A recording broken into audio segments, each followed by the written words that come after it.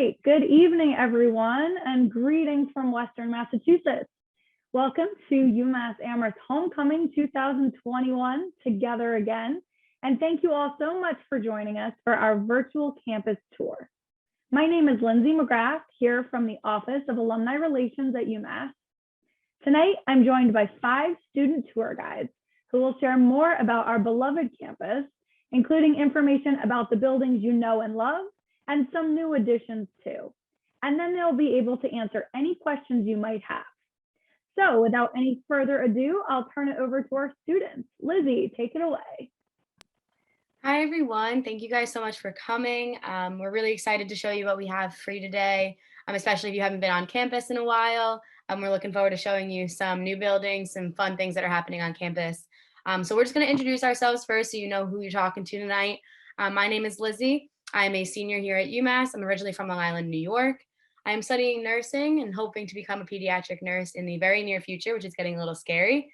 I'm a tour guide on campus, which, like Lindsay mentioned, is why I'm here with you guys tonight. But other than that, I'm also involved in the Student Nurses Association, and I'm an ambassador for the College of Nursing. So that's just a little bit about me. And I'm going to pass it over to Phil to introduce himself. Yeah, hi guys, my name is Phil. Like Lizzie, I am also a senior this year, very sad to think of. I am also a tour guide, like everybody else on this call. I am a geography major, so I did just change my major from math education to geography about last semester, kind of late in the game, but I struggled with a bunch of math classes and I figured I'd switch to something a little bit more fun and a little bit something, where I enjoyed it more. I'm a transfer student, so I came to UMass the spring semester of my freshman year. I was at a very small state school in Massachusetts, and I was going home far too often, seeing way too much of my parents, which I didn't want to do. No offense to them, but I wanted to be living at college when I was at college. I'm a part of the outing club on campus. We get to take a bunch of cool trips around Western Mass, hiking, kayaking, things like that. And then I'm also sort of on club tennis. I'm not actually good enough to make the real team, so I am representing the B team here tonight, which is basically just like the rest of the kind of scrubs on the team that aren't good enough to make the real team. So we encompass the B team. But I will toss it over to James to introduce himself. Thanks, Phil. Hey, everybody. Welcome tonight. My name is James. I'm also a senior here at UMass, originally from Millis, Massachusetts. But I'm in a double major in environmental science and biology. And I work in a lab on campus here as well that studies fish physiology. So I'm kind of into the natural resource conservation, fisheries type of research. I really enjoy doing that. This is a really good school to come to for that, obviously. So I've had a great time with that. But when I'm not really doing anything academic, like Phil, I'm a member of the outing club. I'm really passionate about that. I've been leading some caving trips for them to kind of some of the local caves around Western Massachusetts, a really awesome club there. And I'm also a member of the American Fisheries Society. And a member of the Honors College as well. So we're going to show you all those awesome new buildings pretty soon. But before we do, I will let Vanessa introduce herself. Hi, everybody. Welcome back to UMass, even if it is in a virtual setting. My name is Vanessa. I am a junior finance major, also pursuing certificates in real estate and business data analytics. So it's a little bit of a mouthful. From Somerset, Massachusetts, so about 2 hours from campus, right next to Rhode Island. And aside from having the absolute best job on campus working as a tour guide, I'm involved in the professional co-ed fraternity Delta Sigma Pi, where I'm the vice president of pledge relations. I'm involved in the community council of the Women of Eisenberg conference. So that conference will be happening in person in February. So we're really excited about that. And I also am involved in Smart Women Securities, which is a club that works on promoting women in the finance industry. So with that, I'll hand it over to Bree. So hi, everyone. Welcome back to UMass. I'm Bree, a junior double major with marketing and sport management, as well as a minor in African American studies. So happily doing all of that in the 4 years here. I'm an in-state student from Bridgewater, Mass. You think being in-state, I would be closer, but it is about a 2-hour drive from home. So definitely enjoyed taking the scenic route. Aside from having the best job here on campus, being a tour guide, being with all of you tonight, I also am a resident assistant in Orchard Hill. So I help students get accustomed to living up on the big hill in that community right now. It's super beautiful. The leaves are changing, so on and so forth. I also am the president of Women in Sport Management here at UMass. So again, as you guys know, all the different clubs and communities you can be a part of, I'm a part of that one and help creating a space for a woman in the sport industry and just in general. And then I also was a live video production assistant my freshman year for UMass Athletics. So my fun fact that no one ever cares about is I filmed a full court shot that showed up on ESPN top 10. So that's just my little fun fact. And then lastly, this past summer, I got to intern for Excel Sport Management Agency. So no, I didn't meet LeBron. Please don't ask, but I really had a fun time and just excited to be here with you all tonight. I will pass it back to Lizzie to get us started. Awesome. Thank you guys so much. So yeah, as you can tell, we have a great group of students here to tell all about, campus and how it's changed and how it's been just getting better and better. So first, I'm just going to talk a little bit about some facts and figures just to get us started. So as you all, of course, know, located in Amherst, Mass, is still one of the best college towns in America. A lot of things happening all the time downtown. Restaurants, shops, farmers markets. That's my personal favorite. I head down there on Saturday mornings, go to the farmers market. They have an amazing pumpernickel bread that I'm obsessed with, and I get it every time I go. And then, of course, 10 different schools and colleges that you can be a part of when you're here. They're your home base, and they consist of the over 100 undergraduate degree programs. We saw a lot of different majors in schools and colleges on this call already. So we're also going to be highlighting some of the buildings that are the headquarters for these and how they've changed and, like I said, just gotten better. So we're number 26 top public universities in the country. So we are really proud of that number. We think that we've gotten to be a really competitive public university, especially in the New England area. So that's just something that we are proud to share. And then if you haven't heard, which as part of the UMass community, I would be surprised if you haven't, but we are number 1 campus dining about 5 years in a row now. It is delicious. We have a new dining hall that just opened. Worcester, they knocked the old one down, revamped it. So if you get a chance at any point to come visit campus, once again, definitely get a spot in the dining hall and hang out there for a few hours and try some of our new food. And then my computer is freezing. So our undergraduate enrollment for the current school year, 22,745. That's kind of a ballpark of how it's been for the last few years. People coming from all over the country, all over the world. As you can see also on this slide, we have students, about over 1,500 international students coming from, I think, about 70 different countries. It really changes every year, but basically just know that people are coming from all over the place and we get to know a lot of different students. I always love, especially on the tour guide staff, I've met students from Beijing, China, from India, from bunch of different places. And it's really just nice to meet students coming from different places in the world and learning about, their upbringing. They learn about mine, and it's a really great thing to have as part of our community. And again, 49 states, we're holding out for that 50th. So if you know anyone from that 50th state, I believe it's South Dakota, give them our number. We'll chat them up. We'll talk to them about UMass. So that's kind of just, again, getting you guys a little situated with the current numbers and stuff about UMass, but I am going to pass it over to Phil and the rest of our students to get, the rest of the program started. Just so you guys know, please feel free to send in any questions during this. Myself and possibly Lindsay are going to be in the behind the scenes answering some questions and maybe holding out some questions for the end. So feel free to send them in as we go, and I'll throw it over to Phil. Yeah, so just to kind of get us started with a general layout of campus, you guys are definitely, all familiar with the general layout of campus, but this next slide is just going to show you basically like the center of campus and where all the buildings that we're going to be talking about are located.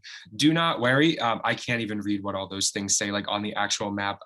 That's no issue. No one can ever read it. So, but yeah, just to kind of get you like centrally located on where we're talking about on campus and where the buildings are. So to start it all off, we're going to talk about the student union.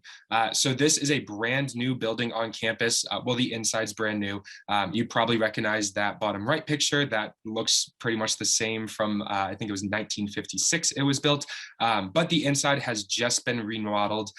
It opened up in February of this past year. So we're all very, very happy that it is finally done with construction. This is the first semester that I've been at UMass that there hasn't been any construction, which obviously means that, we are having a lot of new buildings on campus, and this is probably the, in my opinion, my favorite one.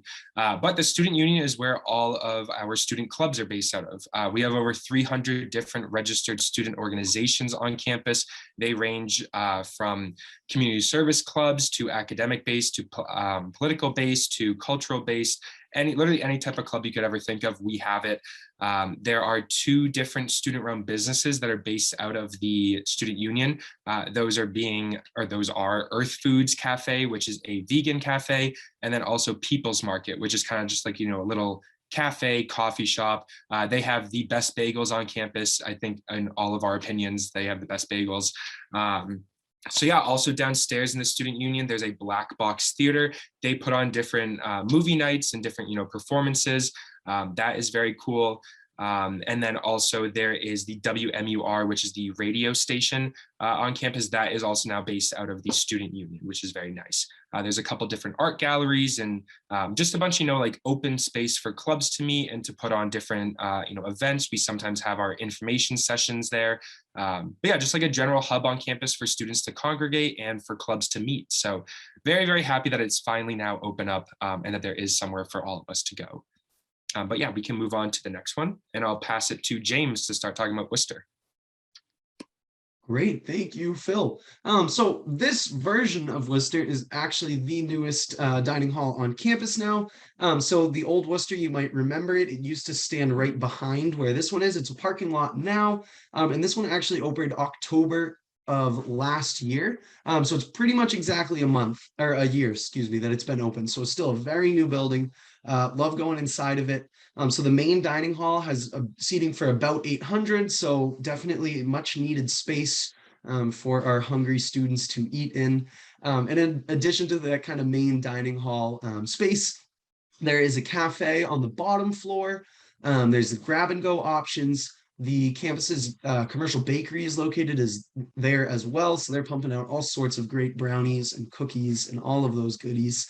And in addition to places to eat, this building kind of serves a few other purposes as well. There's a lot of just kind of lounge space, some really good spots to meet up with people and study, maybe grab some food from that cafe. And there also is some exercise spaces in this building as well, which is kind of a cool design to incorporate that into the dining hall. So it's more than just a dining hall. It really is kind of a little community center almost up in that northeast corner of campus. And of course, we can't talk about a dining hall without reminding everybody that this is the 5th year in a row that we've won #1 dining of all the colleges campuses across the US. So that's something we're pretty proud of. The food here in recent years definitely is outstanding. It's one of my favorite parts of the school. And I will almost definitely be going to a dining hall after this session tonight. But yeah, so that #1 dining, very proud of that stat indeed. And up next, we have Old Chapel. This is actually personally one of my favorite buildings on campus. So it's newly renovated. The inside looks really great. You can kind of see in that top left corner, just a little snapshot of what it looks like, with that classic vaulted ceiling of that chapel. And it really does serve as a landmark to kind of the center of campus. It's an extremely recognizable building. Its logo and its silhouette is on a lot of our designs. We're really proud of it. Like I mentioned, brand new renovations on the inside, nice newly restored on the outside, but the original building was built in 1885. So it's definitely one of the older buildings on campus, again, kind of standing as that landmark. It's in the Richardsonian Romanesque style, which was pretty popular at that time, but I think this is a really awesome example of it. Originally, there was a library in here, an auditorium, there was some classroom space even. I'm not really sure how they managed to cram all of that into such a tiny little building, but these days, we hold our admissions info sessions on there. So campus tours actually leave right from the steps of the old chapel. And it's also space for all sorts of private and school events. You can actually book it out and have your wedding in there if you want. And actually, it was placed on the National Register of Historic Places just recently in 2015. So again, a really well-preserved landmark that we're super proud of, making sure it kind of gets the attention it deserves. All right, and then I'm going to get us going with the W.E.B. Du Bois Library. So this is the tallest red brick academic library in the world. So it kind of is the landmark of campus, kind of our claim to fame. It is 28 stories tall. So there is so much going on and so many different resources in this building. So I'm just going to hit on a few of my favorites. Right in the basement of our library, we have our learning commons. So this is where we have our Macs, the PCs, help desks, printers, copiers. We have a digital media lab available to our students, which has microphones, cameras, recording equipment, green screens. They have a 3D printer down there. So it is really kind of like the hustle and bustle area of the library down there. Moving up to the first level, we have our procrastination station. So this is a retail dining location located in our library that actually has the best buffalo mac and cheese on campus. So if you're ever back around in Amherst, I definitely recommend you going to the procrastination station and checking that out. And then lastly, on the 10th floor, we do have our Learning Resource Center, which is kind of like our tutoring for our students. You can do group-based tutoring, one-on-one based tutoring, and they're a really great resource for students to take advantage of. Like I mentioned before, there's so many other resources in there, but it would take me all day to get there. The library also does have 4.2, not 14 million books also available to our students. And then next, I'm going to take you to the Commonwealth Honors College. So this is the newest residential area on campus. It is open to exclusively Honors College students. So if you are a member of the Honors College, you have the opportunity to live in this beautiful residential area. It sits at the heart of our campus. It's very close to the academic buildings, the library, the recreation center, which is really awesome for those students. It does have 9 classrooms within this residential area, as well as advising offices and a retail dining location called Roots Cafe. They have some really awesome quesadillas, sandwiches, breakfast options down there that I definitely like checking out in the Commonwealth Honors College. And with that, I'm going to pass it off to Bree. Thanks, Vanessa. So I'm going to take us to South College, originally built in 1885. If you guys even know, it was actually a dormitory for males back when UMass was very agricultural based. We've come a long way since. Right now, it is home to HFA, or Humanitarians and Fine Arts. So you'll see a lot of students majoring in history of art and architecture, or English or philosophy. A lot of students recently have been, studying women, gender, sexuality studies, things like that. A lot of different research going on here, given the changing worlds and the more as we grow in UMass. So a lot of students will make this their minor, their double major as well. It had an addition of 6,000 square foot addition to it. So it is a little bit bigger now. That top left picture, I promise you that is where every student is going to study right now as midterms are coming up. It is everyone's favorite spot to study. Very beautiful, super quiet. A nice place, cool. It gets a little hot on campus, so definitely like a cooler building to study in. But yeah, definitely everyone's favorite study spot on campus. But I'm going to move on to the John Olver Design Building, another favorite study spot. I got the lucky ones. Another favorite study spot for everyone. Just want to start off with the best part of it, the rooftop garden on top. I have yet to go there. I actually caught a glimpse of it and was late to class running down, but it was beautiful in the 2 seconds I saw it. A lot of students go up there to get a pretty view of campus, similar to the library on the 23rd floor. Really nice view of campus you can get.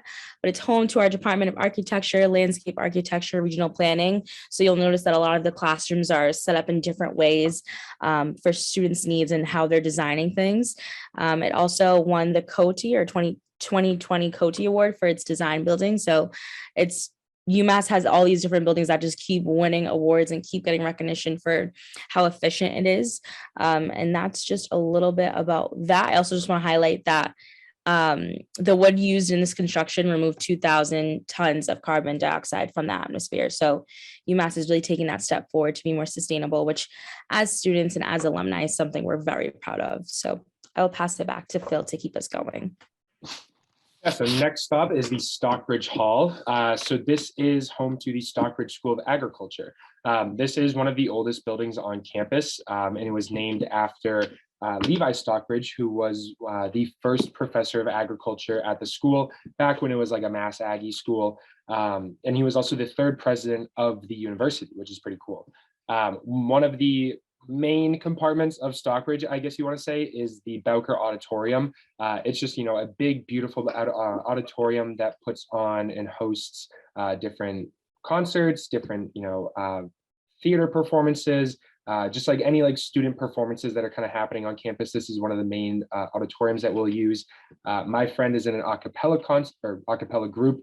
And 2 years ago, it was like a month before COVID hit, there was a big, huge acapalooza where they invited all 10 different a cappella groups on campus to Bowker Auditorium. It was completely full. Everyone was, jamming out and dancing in the seats for like an hour and a half as these groups were, performing for everyone. So great space, and again, one of the oldest buildings on campus, but still very, very nice.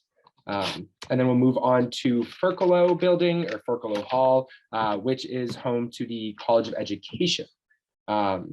So as you can see, there we go, perfect. Home to the College of Education. It also houses the Carney Family Auditorium, which is a pretty new auditorium. It was completed, like the whole renovation of Ferkelo and the auditorium was completed in 2019 from a generous donation from Paul Carney, who is a alumni. He was actually an Eisenberg alumni in class of 1982. The auditorium is in honor of his mom, who was an educator, an elementary school teacher actually for 23 years in Massachusetts.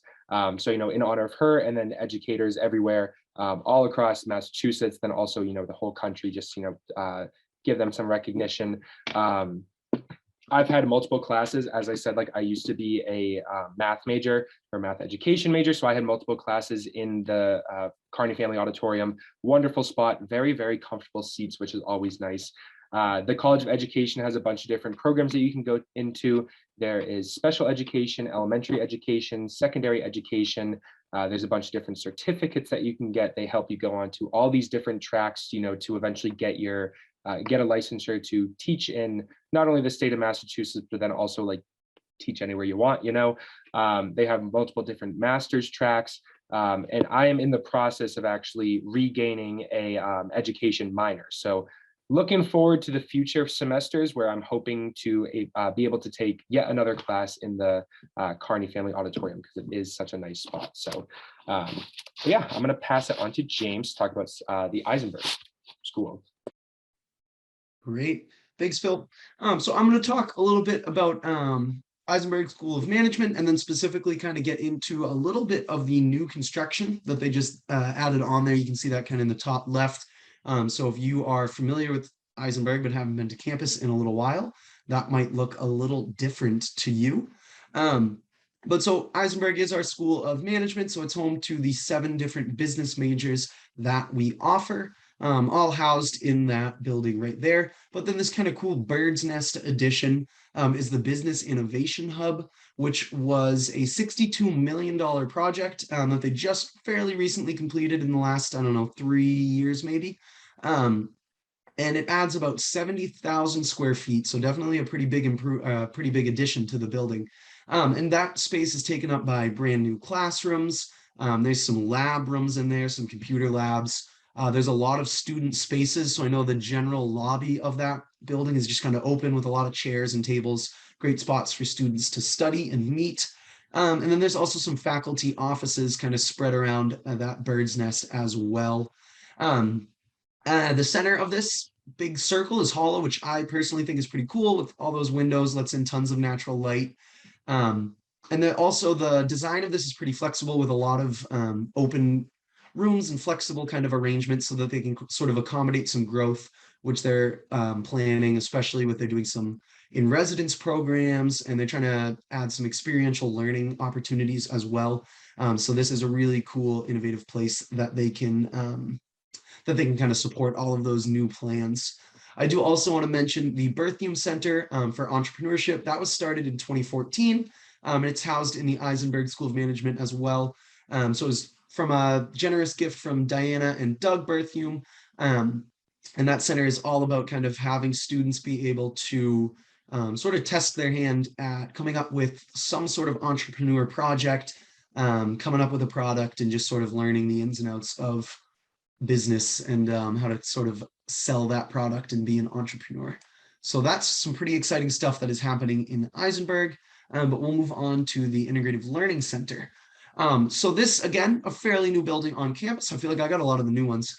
It was opened in 2014, so I guess it's getting older now, but still really nice, very updated. The inside looks great. Again, it's a really efficient building. This is one of those that keeps winning those awards. So within this building, the departments of journalism, linguistics, and film studies are all housed. So because of that, there's some really cool studio space and classrooms in this. So they have film production studios, they have some editing and screening rooms. There's various auditoriums. I went to a movie screening in one, so like It's a real nice auditorium with the comfy movie seats. So that's a really cool place for film screenings and those sorts of things. There's also a lot of active learning classrooms where the classrooms have like TVs all over the place, and students can actually hook up HDMI cables to their own laptops. So all these groups are kind of presenting. I did a poster session in one of those. And then there's also some language laboratories in this building as well, because it is home to the linguistics department. And what's actually kind of cool about this building is it has a turnover of about 3,600 students per hour. So that's a lot of people coming and going. It's definitely one of the highest trafficked buildings. And we always say on tours that if you come here, you'll probably have a class. I think about 80% of the students have at least some sort of class in the ILC. So definitely kind of like a ubiquitous, just academic building that we all know and love. And it sits kind of right in the center of campus too. So definitely hard to miss. I'm going to turn it over to Vanessa now, who's going to tell you about Marcus Hall.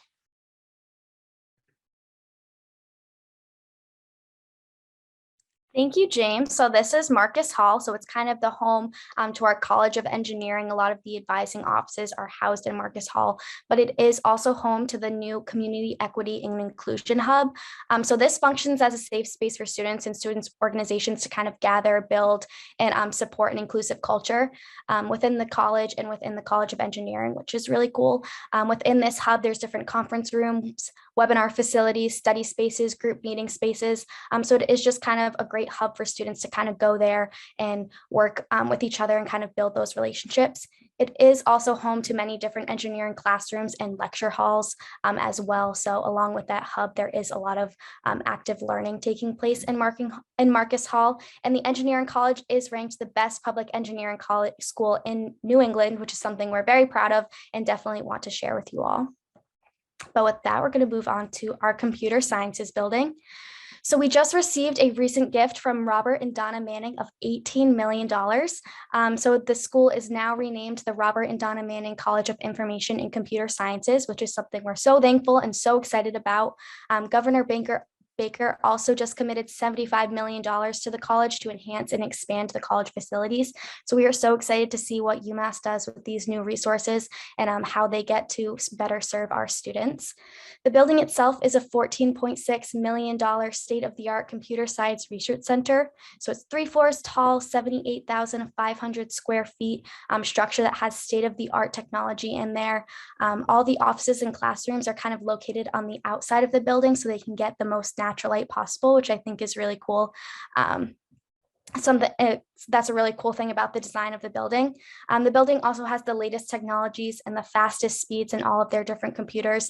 They use like fiber optic, cellular, video conferencing, and high-speed technologies to make sure that this facility is running properly with all that smart computer stuff going on in there. But with that, I'll pass it off to Bree. Thanks, Vanessa. So I have good old Arnold House for you guys up next, right at the bottom of Northeast, and luckily right next to the new Worcester. So whenever I get to stop by here, I always go to Worcester after, have some stir fry, stay there a little longer than I should. But getting into Arnold's House, it is home to the School of Public Health and Health Sciences. A lot of research going on here. Just to highlight a few for you guys, there was a professor who actually got a $2.6 million grant to help fund for trauma treatment for people with addiction in the local county jail. So this is something that the professor was really passionate about and has involved some students to help with as well.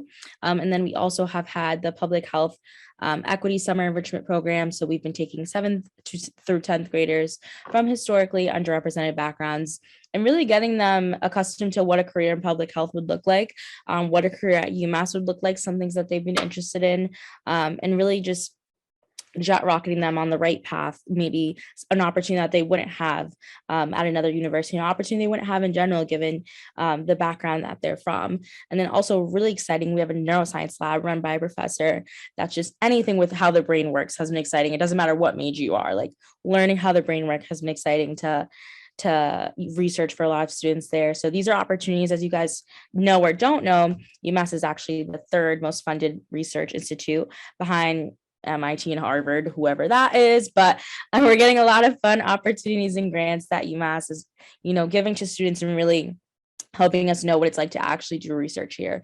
But that's just a little bit of Arnold's house. I'll move on a little bit. So we have nursing. So the College of Nursing was recently given from Elaine Merib's Charitable Foundation a $21.5 million gift. You're going to hear all about the gifts that UMass has been given. Thankful for our alumni and all that you guys have done. She had previously already given $2 million to the school. She's a Northampton native and alumni. If you know anything, I'm sure Lizzie can attest to it. All of her books, she's a best-selling author. All of her books are used in anatomy and psychology labs.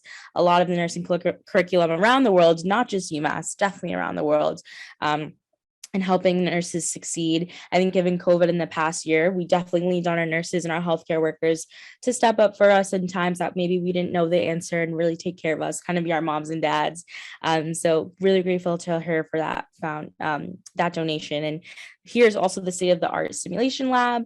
It's also the Institute for Applied Life Sciences. So we're doing nursing or engineering, chronic illness, things like that. So again, all these research, and as you can see, all of them in their clinical outfits, really getting that real life experience and real work experience just beyond the classroom has been, I guess, the focus of the last couple of years about UMass. But I will pass it over to Phil. So next up, we have the Integrated Sciences Building. This opened in 2009. It is a 157,000 square foot building. It's huge. You can't even see how big it is from these pictures. It is ginormous. The total cost for it was $114 million. Yes, I said that correctly, $114 million. Pretty wild. It is one of the homes to the College of Natural Sciences. College of Natural Sciences has 18 different buildings. There are 3 different greenhouses spread around campus, a bunch of different, institutes and centers just for gathering and for classrooms and research and just anything involving CNS. This building integrates life and chemical sciences. There's tons of different modern classrooms, a ton of laboratories. I know a lot of students work in these labs during the summer, but then also during the school year, working on different research opportunities. Like Bree said earlier, there's tons of research going on campus, tons of money getting put into research every single year. So that is very cool. This building is also very environmentally friendly. It has tons of energy saving techniques, and it's a very green building. And that's very important for campus. If you haven't noticed that yet, pretty much like every building we've talked about is a green building that's very environmentally friendly, that's winning all these all these very cool awards for how green and how sustainable they are. So there's also the interactive molecular playground, where they have 3D models of different compounds and different proteins that you find in your brain and blood. So that is, just a big thing that kind of explains how that all works. I should check it out because I don't really know how any of that works. So, I have plans for tomorrow now to go check that playground out. But yeah, now we can move on to Morrill. This may be my favorite building on campus. I have not all, but a lot of my geography classes in here. This is another home to the College of Natural Sciences. This is also home to the Public Health Department, the Biology Department, and most importantly, the Geography Department. There's multiple different research centers encompassing biochemistry, biology, microbiology, geosciences, all those different things. There's multiple different lecture halls, there's faculty offices. One really cool thing is that a ton of the classrooms were recently renovated during COVID within these past 2 years. I used to have classes, freshman, sophomore year in Morrill, and then now I have classes there and they look completely different. They are so much nicer, as you can see in these pictures. So, that's really nice that all these buildings are being renovated. And then also, as some of you may know, Morrill is notoriously known for being extremely confusing to get around. Just like the way it's laid out, there's 4 different buildings and they're not laid out 1, 2, 3, 4. It's 1, 4, 2, 3. So, we always love attempting to navigate around Morrill. It took me probably 2 months to figure it out, but gotta love Morrill. So, but yeah, that is that. And I'm going to pass it on to James for the next slide. Thank you, Phil. Yeah, I agree. I spend a lot of time in Morrill and it grows on you quite a bit. I actually really do like that building. But we're going to switch gears now, not talk about academics as much. We're going to kind of shift over to some of our sports facilities now. I think the last few slides are all kind of sports related. So right now, the first one I want to talk about though is the JFK Champions Center. So this is home of men's and women's basketball. So really their training facility and everything, obviously their games, they're still playing at the Mullins Center, which I'll actually talk about next. But before we get there, we'll start with this one. Again, super new building, 2015. I feel like all the buildings I've talked about have been opened between like 2013 and now. But so a very new building. It looks really nice. It's right on the west side of campus, kind of by the athletic fields. Like I said, it's the training facility for the men's and women's basketball teams. They have 2 full-size basketball courts inside there.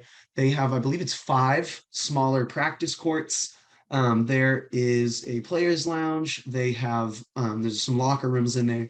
Then they have this really cool sports medicine facility as well as a weight training facility right inside of their practice building there. And then, which is a little bit of a fun fact, if you make it to the intramural basketball championships, that actually takes place inside this building as well. So that's kind of exciting. If you're an intramural basketball star, you can see where the big league does it. And then it is connected to the Mullins Center through a little tunnel. So when they're going from their practice or right to their game, they get this special little tunnel right into it.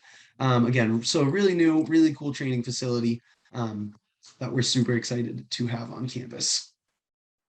And that kind of leads me into the next thing, which I'm going to talk about the Mullins Center. So this is home to the men's and women's basketball games, as well as the hockey games. So can't point out the Mullins Center without reminding everyone that UMass hockey just won the national championship last year. So we're super excited about that. I see Phil's got his hockey sweatshirt on. It's the jersey in the background too. So yeah, we're super excited about that. I'm really excited about this new season, see where it takes us. But yeah, super proud of that hockey team, obviously. But the Mullins Center itself opened in the early 90s, so it's not an old building by any stretch. But it has seating for 10,500 people, so a pretty massive indoor venue. It is the largest indoor venue. I think McGurk, the football stadium, seats about 7,000 more people, but obviously there's no roof on McGurk. So for a lot of concerts and shows, I think they did like an ice skating show, like a Disney on Ice kind of thing, but they did it right in the Mullins Center. I've seen there's been really big names of artists, some comedians have come here. They put on all those shows right inside the Mullins Center. It's just a really great event center, not just for UMass, but for kind of Western Mass in general. I know a lot of the local kind of people come in for events there as well. So in addition, obviously, though, to kind of the main arena, there's press rooms here, locker rooms, some event spaces, definitely a building designed to kind of entertain, and they entertain indeed. So that is a little bit about the Mullins Center, again, kind of located on that west end of campus, right near the basketball practice facility. There's an attached ice practice facility where the hockey team practices. I've gone skating for fun there before. They kind of open it up to like a community skate. So if you want to just cruise around in a circle for a while, it's kind of nice, get the stress out. So that is a little bit about the Mullins Center, but we're going to keep talking about sports because Vanessa is going to talk about the air bubble.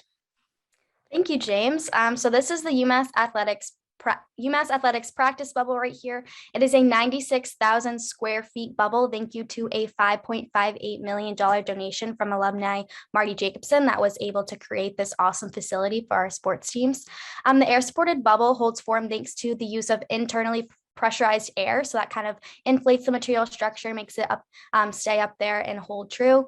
So it's a new turf practice field for UMass athletics and intramural sports. So when it's really windy, cold, raining, snowing, our sports teams have somewhere to go and practice despite the inclement weather.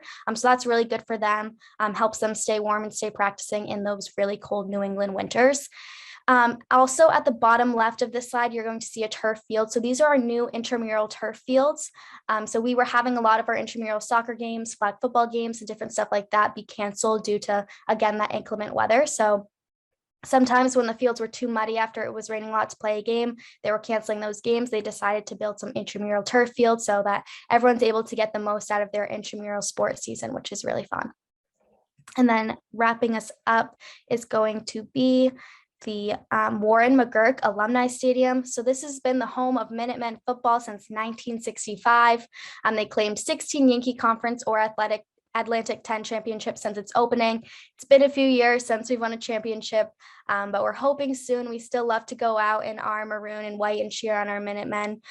Definitely lots of fun to be there. Really excited for our homecoming game on Saturday. Definitely got to go check that out. So this stadium houses 17,000 fans. And besides just football games taking place in there, the UMass women's lacrosse team also played here from 2007 to 2015. And they did host the 1987 NCAA Women's Soccer Championship, which is really cool. This is also the site of the UMass annual undergraduate commencement. So this building definitely gets a lot of use out of it besides just our awesome football games. So with that kind of wraps us up with our building tour today. I'm going to pass it back to Lizzie to field some questions. Awesome. So great job, everyone. Love hearing from students always. So we're going to just ask some questions. We did get a few during the session.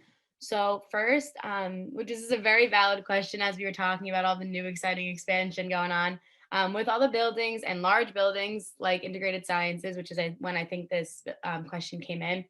How long does it take to get from one class to another, and do you ever get lost? I'm not going to pick on anyone, but if anyone wants to jump in and answer, feel free. I can take that one since I talked about the ISB. So yes, it is like a big, huge building, but no, you don't get lost. Well, maybe I shouldn't say no. Maybe like your first like week and a half on campus freshman year, I'll admit it, I got lost multiple different times. But once you're on campus for 2 weeks, you start learning campus. You kind of learn it like the back of your hand, and then like that's that. It doesn't take wicked long to get out of the building. Maybe right after class ends, the hallways may be a little crowded just because everyone's trying to rush out and probably get over to the dining hall and not have to wait in a long line right at lunch. But yeah, it doesn't get wicked busy or doesn't get wicked too bad with getting around campus.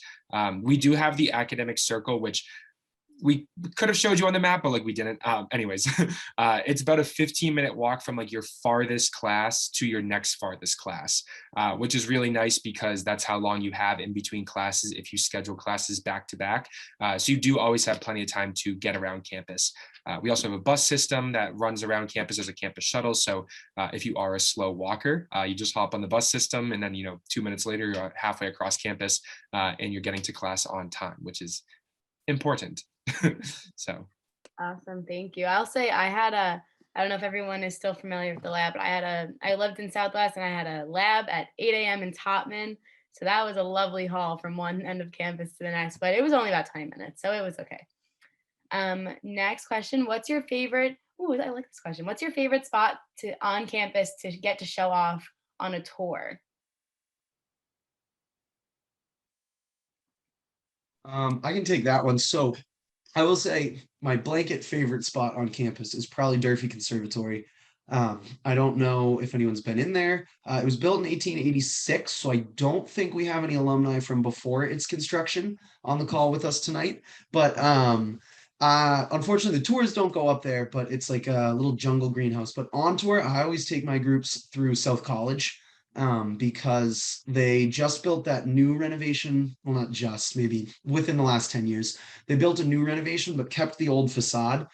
So in that place that Bree was talking about, you can actually sit in that spot to study, and to your left is this like 4-story facade of what used to be the exterior, all brick with really nice trim and everything. And then above you is this massive vaulted ceiling with skylights.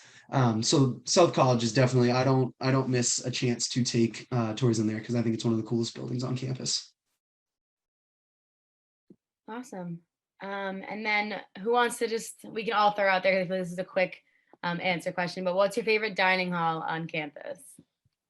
I'm going to go with Berkshire Dining Hall. It was right next to my dorm freshman year. A lot of that comfort food. They have late night dining. My favorite was the cannoli bar. So whenever they had that at late night, definitely had to check that one out. But this question is always a popular one because people feel very strongly about their favorite dining halls. So I'll let you guys take it away.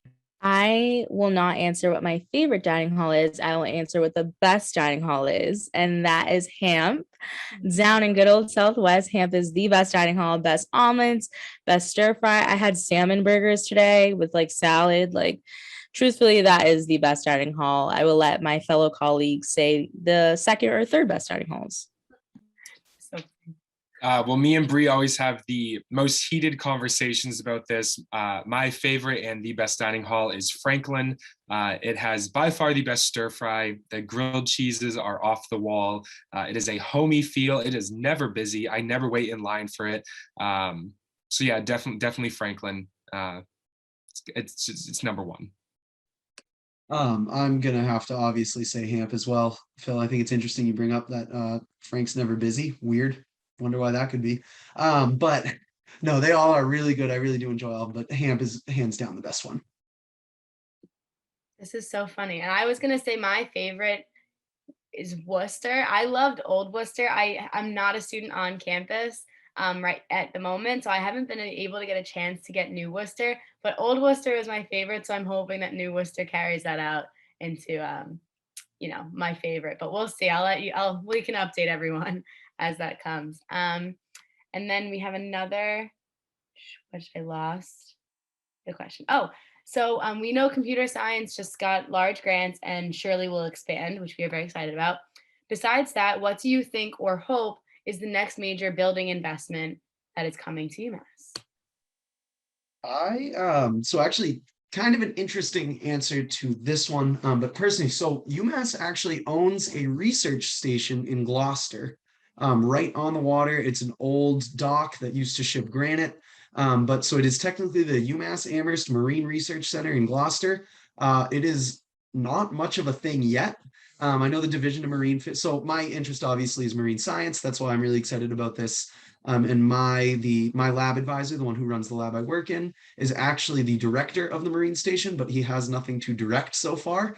So I'm hoping that we're able to get some grants. I know the state, I think they might be interested in it as well, but I'm hoping that can really be fleshed out into a bit more of a dominant kind of marine program. I know that UMass Dartmouth has one. UMass Boston has some pretty good marine programs. So I think it's time that Amherst kind of throws its hat in the ring.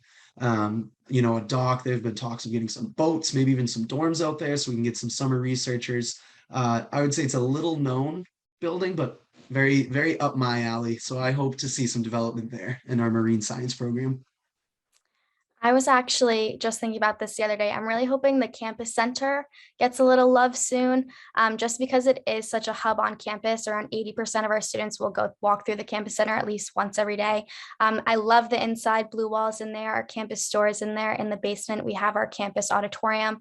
So that's where the Women of Eisenberg conference will be held. A lot of other conferences are held there, and it's also home to the UMass Hotel. The UMass Hotel is beautiful. They've done amazing things with the rooms. I think they're really nice. So I'm kind of hoping the outside of that building gets some attention soon. It's still like an old concrete building, kind of sticks out next to our brand new student union and some of our other nice buildings. So that's on my list of what's coming next. I think I'm gonna have to go with Hasbrook. I love Hasbrook. I have a bunch of I have 2 geography classes in the same room. So Hasbrook and Morrill. Morrill just got the facelift. Obviously on the inside, outside still looking a little rough. I'm gonna be honest. But I'm hoping that Hasbrook gets the whole renovation on the inside, and those classrooms get updated. That'd be very nice. We just gotta wait. Just wait till I am a geographer that hits it big, and then I can donate millions of dollars back to the school. Just you wait. I'm gonna have to say Mahar. I'm a little biased being an Eisenberg student. That's where my finance 301, management 301 classes are in.